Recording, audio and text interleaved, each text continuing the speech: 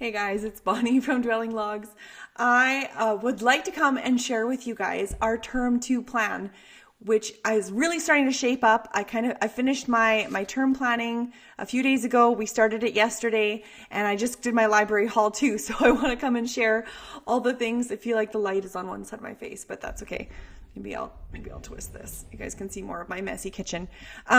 Okay. So last time I shared with you guys, our term 1 was dinosaurs and geology. Super fun, super done that now. And we're going to move on to our next term. And I had a little bit of flexibility this year with what I wanted to do for themes. I do want to do a whole bunch of Canadian stuff, but I want to do that closer to the end of the year.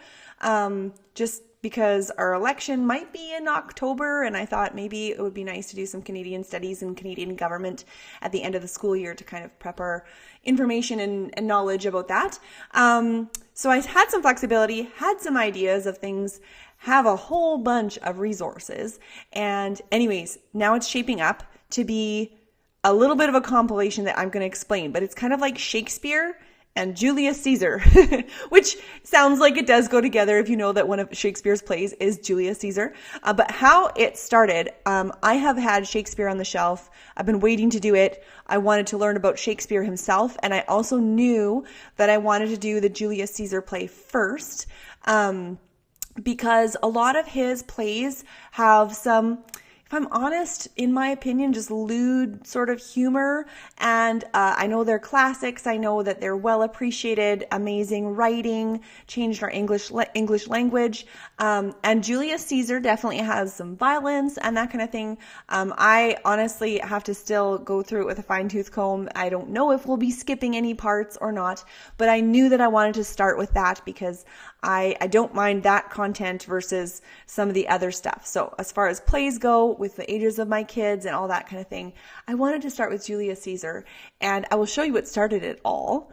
My son was in the library, and our library has recently gotten a ton of these old Asterix and Obelix graphic novels or comic books, and he's loving it. And it was really cool because we're doing Latin this year, and there's a little bit of Latin in here, and he was excited to know that there was once in a while a Latin word that he knew. And the other thing is that Caesar is mentioned in here, and so he kind of is already enjoying this era of Roman rule and that kind of a thing. And I thought maybe this is a good time to learn about Caesar. So I was talking to him about it, and he thought, yeah, that would be kind of neat. And then I kind of went, bing, oh man, I've been waiting to do Shakespeare, to do Julius Caesar with the kids. So then opened the whole can of worms of tie-ins, which I love. Okay, so a couple of things. I've had this evolution of the English language from Wild Feather Education, just a little PDF learning that I wanted to do. I knew that there was Shakespeare mentioned in here. There's Beowulf mentioned in here, which I also have a Beowulf study from My Texas Homeschool from Julia. And so that's going to tie into that. Shakespeare ties in with this. And I was excited to explore a little bit of like English Western history, Anglo-Saxon. So there's like so many rabbit trails you can see that are forming. Okay, let's quickly talk a little bit about how we are going to do Julius Caesar. My Shakespeare family lesson that I sell on my website, this one, it's going to talk all about Shakespeare. And then near the end, we learn a little bit about Julius Caesar, and I give some websites or a website that goes through some of the chapters. It's really cool, some geography, some of the main characters. So we're going to be doing this all together, and then we're going to be reading the Julius Caesar play in a few different ways, and not just the play, but learning about his life. Okay, so we're going to be going through, we're not reading all of these, but we're picking parts of them. Okay, so Julius Caesar's play, the study and information that Shakespeare would have had was highly based on Plutarch. And we've already been reading through some of Plutarch's stories, but Plutarch does have Julius Caesar. So we are going to read the Plutarch Julius Caesar. I got this from the library. It's a paper copy, but I also have it on audiobook. And I can break that up a little bit easier to listen to on audio. As well as we're going to do the Shakespeare play, which I think we're going to do a little bit of online reading for that. We can probably find it free on YouTube or on audio. But I also picked up like a Shakespearean book at my library. This is like Shakespeare's plays with just more regular English explanations throughout the place to kind of play to describe what's happening. If the iambic pentameter poetic rhythm is a little bit hard to follow, or you're not sure who everyone is, this has some explanation. And this is already like pretty old, but it's at least going to be a little bit in English. I don't know. Shakespeare arranged, I don't even know who, W and S. Wonder what the copyright date on this thing is going to be. Probably pretty late. 1936 was the first copyright date. So this is already pretty old, but I think it's going to be helpful. And then I also got, I do have my own copy, I guess. Here, hold on. I forgot that I had these. I got these on Book Outlet. They're great. So I have all the Shakespeare plays here, and then a little bit more about Shakespeare here that we're going to pull bits from. And then, but in this book is just the Shakespeare play.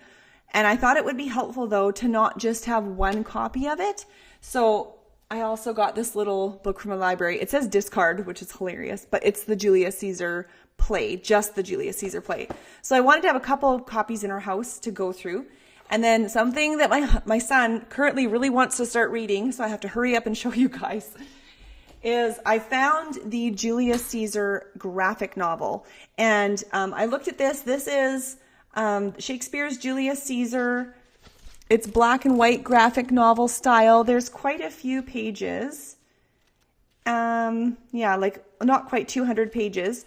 And when I flipped through it and compared it a few pages with the play, it is Shakespearean English in here. There are lines from Shakespeare in here, but it kind of skips around. It skips some lines. So when people are talking, it won't have every word from Shakespeare's play in it, but the words in it are from the play, if that makes sense. So I'm going to now let him start. And it's such a grim picture on here. If you guys know the story of Caesar, you know that he was stabbed to death. And the play goes through that kind of early, and then it goes through sort of the thoughts and the actions after Caesar's death. And Julius Caesar, the play, is kind of at its height all about the power of words. And so we're going to go into that and learn about that. I have a little bit of that information in my Shakespeare family lesson as you go through Caesar to help. And I even have in there a recommended portion of the Caesar play to read if you don't want to read the whole thing because it's longer. But anyway, I'm going to give this to him to start so that I can keep chatting and he can have his book. Okay, so I've obviously gotten really excited and just dove right in. But I'm going to backtrack and talk to you about my term plan because then I will be able to talk about the materials that we're going to use in a hopefully a more organized way. So I tweaked our schedule a little bit, like our weekly schedule. So if you guys have my feast planner, you kind of know how it goes. If you don't, it's free on my website. But the two main things that I use when I do school in the morning to find out what we need to do is our weekly schedule. So this is like Monday, Tuesday, Wednesday, Thursday, Friday, and a time slot thing. I never thought I would be a schedule person, but I am. It actually is helpful. Even if we ignore the times and just go with what we're doing each day, that's fine. And then here is our term table. A little word on that too. If I get behind on this, sometimes we reach Thursday or Friday and we just start looking at the table because this is weekly. And if we see that we're not Xing off certain things for that week, then we might do a little more work. We might make it a little more reading on Friday or Monday or whatever day it is to kind of catch up. So we don't have to hold this and make this set in stone. But anyway, our term, this is what I kind of want to go through because this lays out all of our resources. It lays out a plan to read or get through all of our resources in 10 weeks. And then what we're doing, what our weekly goal is in those 10 weeks in order to get it done. Now I have a big blue line here because Christmas is coming. And usually we stop December 1st and we either do Christmas school stuff or we just take a break. And this year, because we're just starting a new term, it's like middle of November, past the middle of November already. I think we're just going to try to do at least 4 weeks of school before Christmas, and then we'll take a break, and we can take our break right into January farther if we still want to take like a 4-week break or something like that. So we'll still have a nice long break, but we might wait a little closer to Christmas to take that break. It's just kind of how I felt like doing things this year.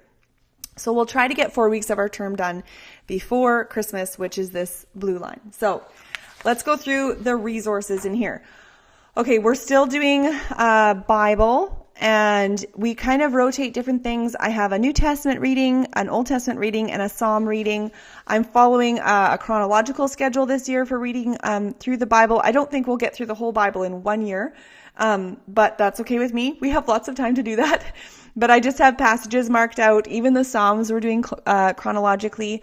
And I only have 3 goals for Bible, like three kind of, I guess we do New Testament on, we do New Testament on Tuesdays. We do Old Testament on Wednesdays. We read Psalms on Thursdays.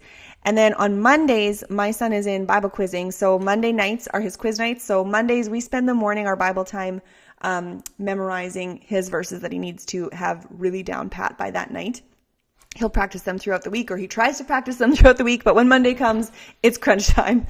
And then on Friday, I have marked down still Bible, and even Saturday I have marked down Bible, but we can rotate things like the Truth Seekers podcast that we love to listen to, or my son actually has a curriculum that they're doing in his Sunday school class at church right now, so he needs to work on that every week. So there's other Bible things that are always around.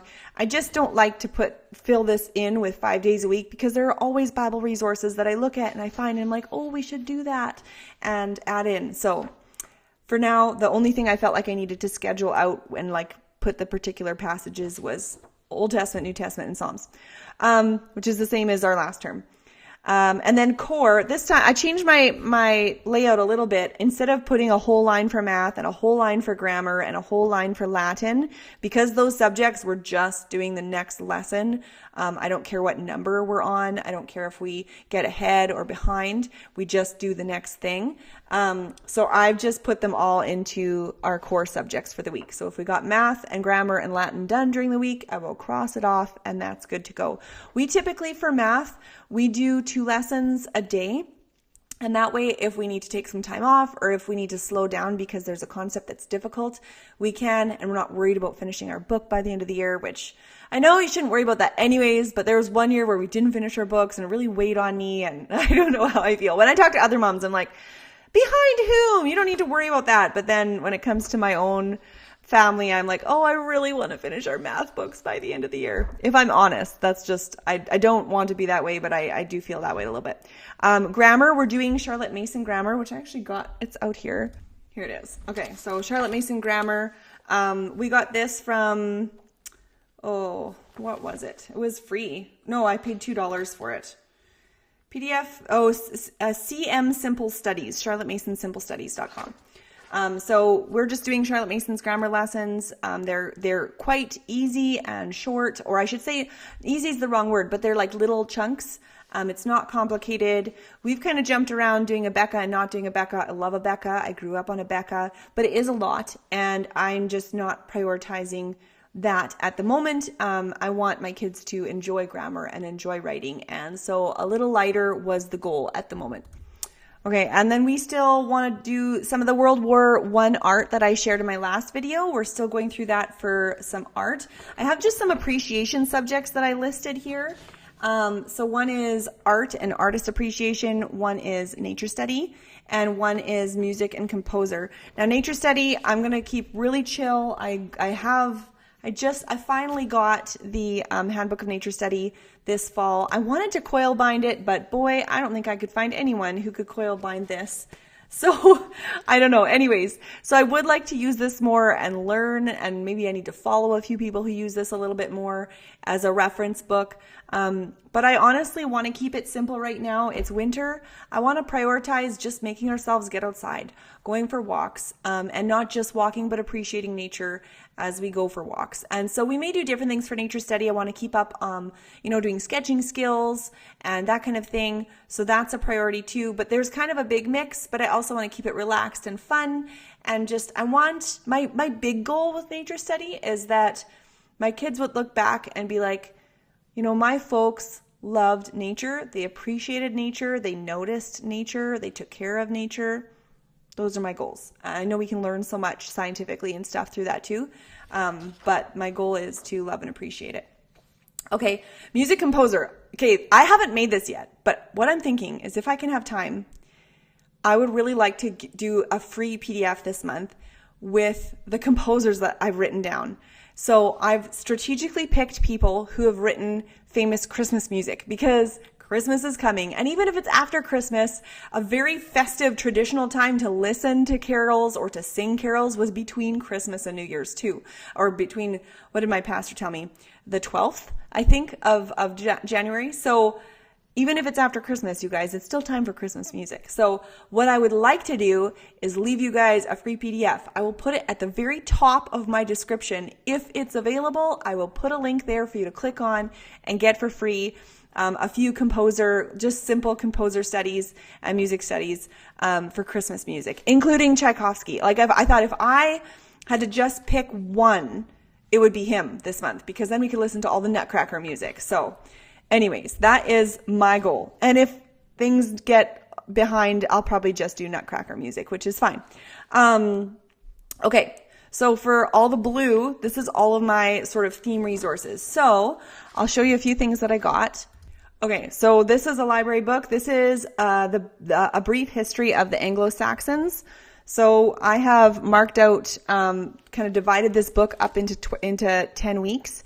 And we're going to just work our way through it. And this is not a kid's book, so it might be a little dry or it might be really interesting. We'll see. But it's going to be kind of our read aloud, and the kids can pick up what they pick up. I'm excited to read it, and I think it will be really fun.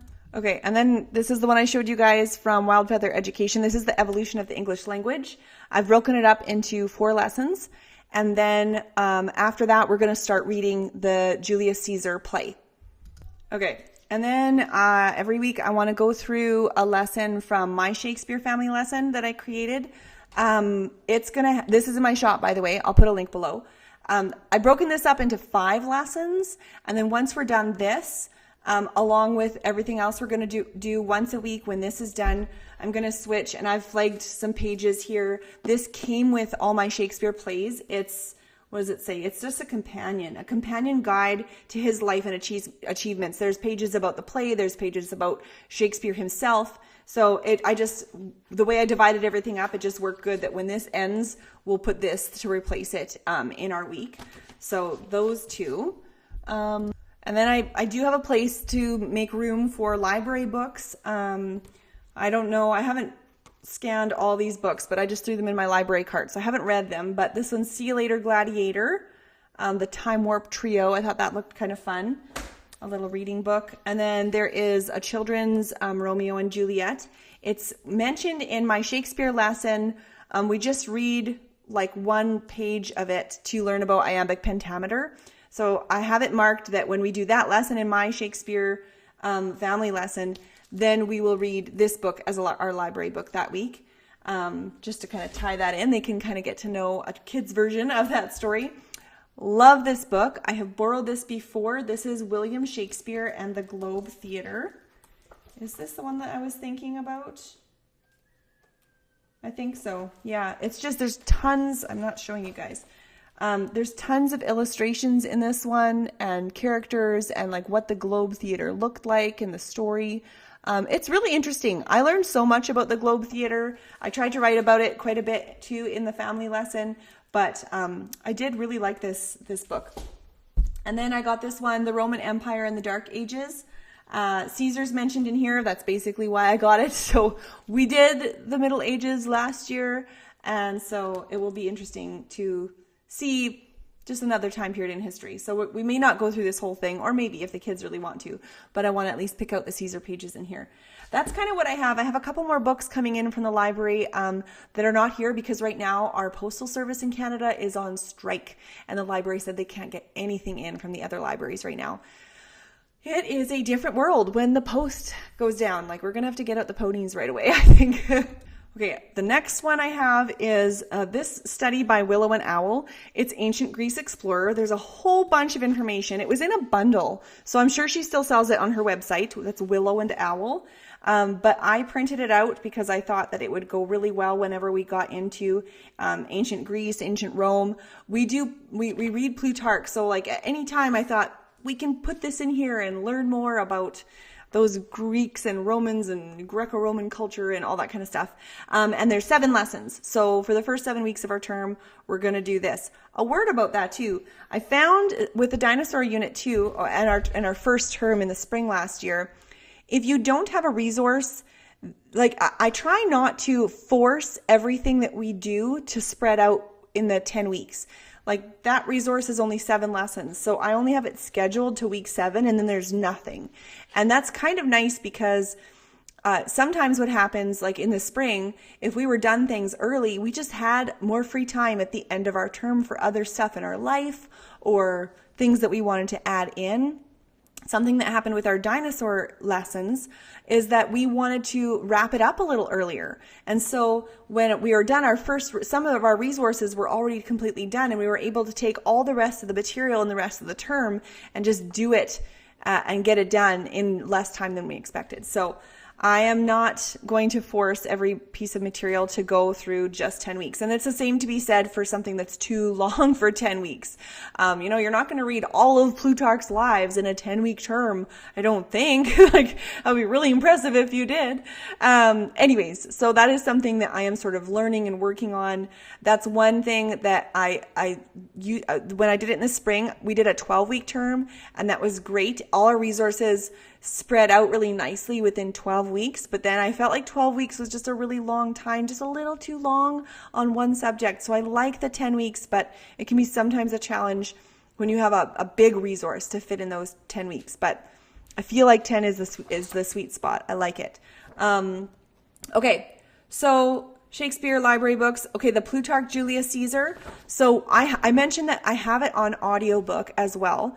And it's about 2.5 hours or a little better than 2 hours. So I figured every week I just have 30 to 40 minutes of the audiobook that we're going to listen to, and we'll be able to get it done before Christmas. That's my goal. Willow and Owl, Ancient Greece, I showed you guys. I have writing here, but I left it blank because actually a lot of the resources that I have chosen, these lessons and printables from other moms who've made resources, have writing projects within them. So I'm not going to do any extra writing unless we do like a free write Friday or something like that where the kids can do some creative poetry or creative writing on the spot. That's fine. I have a bit of a couple Christmas lines here. We're going to be hopefully preparing a Christmas special for our church, so I wanted to leave some room for that. And then Christmas, I just had crafts, baking, Jessie tree, so there'll be a few things added in, but I'm really going to keep the planning loose because I think that that's going to make a more enjoyable December. So hopefully we'll bake some stuff. My plan actually for baking this December is from now on, anytime I make any kind of dessert, which isn't very often, I'm going to try to have to be more intentional.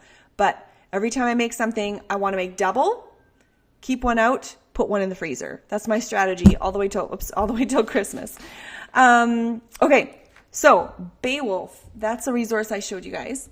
Okay, so Beowulf, it's an Anglo-Saxon poem, and it is a little bit hard to understand with some of the different lingo, like English was different when it was written, so you learn about Anglo-Saxon English, which really paired so nicely with the evolution of the English language and learning all of that together, so it was really perfect. But basically this goes through the epic poem, but Julia does this so well. The lesson we did today was all about appreciating old literature and why do we read it, and when we read something, are we thinking about the setting? Are we thinking about the culture it was written from? We learned about allusions, not illusions, but allusions. When a writer writes something, assuming the reader is going to already know some background with that thing. And that happens in cultural writing where you imagine yourself writing to someone in your own culture, but then, 500 years later, someone else is reading it and they might not get it. It requires some research now. So that was really interesting. Anyway, so I think it's going to be really good. I'm excited. It's more of like a literature analysis teaching tool, this PDF. So I'm excited for how it fits in to our studies and our theme, but I'm also excited that it's going to hopefully help us with our skills on appreciation and analyzing literature as we read it. And the last thing I have written here is the Cremation of Sam McGee. We started memorizing that last term. It is a long poem. I was sharing, it's my husband's favorite poem, and it's Robert Williams Service. We learned about him as our poet last month. And for poetry this month, that's Beowulf. That's going to be our poetry reading and studying. But we still want to carry on with our memorization of Cremation of Sam McGee. I actually feel like it's probably going to take us to the end of the year to memorize it. But that's okay. We'll work on it slowly, and it's going to be great, and it's going to be fun. And I think it will be nice because last year we did like a little performance day for all the grandparents and great grandma, and it was a lot of fun. And the kids, they recited the Psalm of Life by Henry Wadsworth Longfellow, and everyone was just tickled with how they memorized that. And they played their piano pieces that they had done for their recitals and things like that. So we will come up with some kind of program for the end of the year in the spring. And I think probably our poem will be part of that. So we will keep chugging away at it. One thing I have to say, when you're memorizing something big, is that you have to keep at it. Even for my son in Bible quizzing, when you're in a club, you have some accountability. In a sense, it's easier when someone's holding you accountable, but you need to keep at it. You can't drop the ball. You can't stop your practice because you lose the things that you're remembering before. So for things like a long piece of poetry, especially if you don't know if you're ever going to recite it to anyone, you have to be very self-motivated to just keep on at it. So anyway, we try to make it fun and that kind of thing. So, okay, I think that's pretty much what I wanted to share today. I wanted to share kind of our new term plan, show you the resources that I got. Maybe it'll give you some ideas, some brainstorming ideas. Maybe you've already done something that's related to this stuff that you want to tell me about. Drop it in the comments. I don't know every resource out there, so it's really good to find out about things, especially favorite resources. I know that when I share with other moms, it's easy to be like, oh, we've done that, or I've experienced that. But the really valuable stuff is when it was like, we did it and we loved that one. So if you guys have favorites, I want to hear about the favorites of all the things, because that's what I find valuable. So not just experiences with, I have read that, but if it was a favorite book or your kid's favorite book or resource or strategy or whatever. Anyways, I would love to hear about it. Okay, I think that's good because we're at almost half an hour, guys. I am so sorry. I hope you watched me on double speed or 1.5, and I will talk to you next time. And I will try to make sure that I get some time to do those Christmas composers and share the link. If it's not here right now, check back in like a week. If it's not here in a week, then I probably just didn't find time to do it, but I'm going to try. All right. We will talk to you later. Have a great homeschool week. Bye.